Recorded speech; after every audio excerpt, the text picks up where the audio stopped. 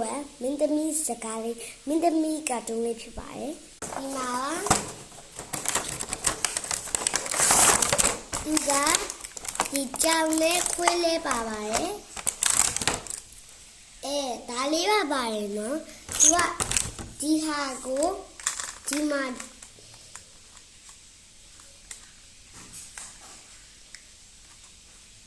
အနောက်ကဟာလေးနဲ့ဒီလိုတက်လိုက်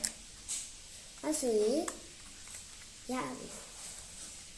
မလိုက်โอเคပြီးရင်မင်းသမီးလေးထုတ်ပါမယ်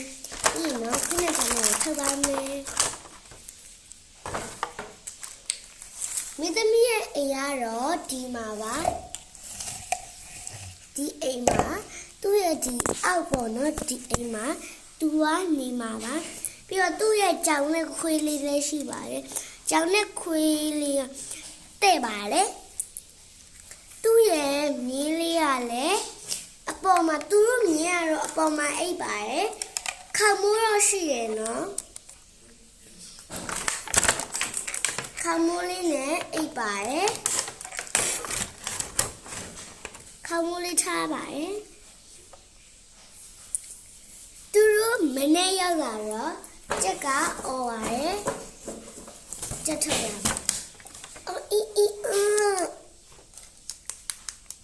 ကြက်ကအော်ပါတယ်အဲ့ဒါနဲ့မင်း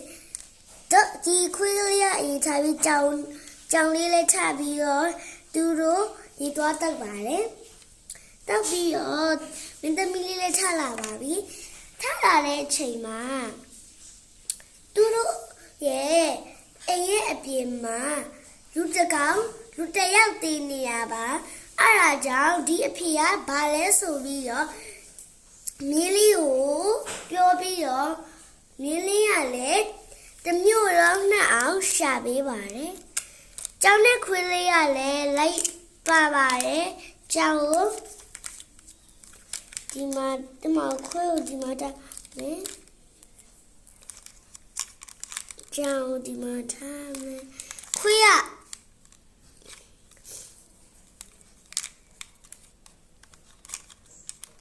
ပြီးတကပေးမယ်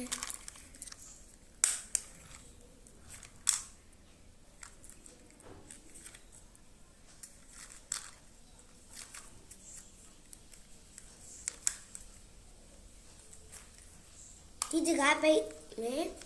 ပြီးရင်တော့ဒီမင်းသမီးလေးကဒီပေါ်မှာထားပါမယ်ပြီးရင်တော့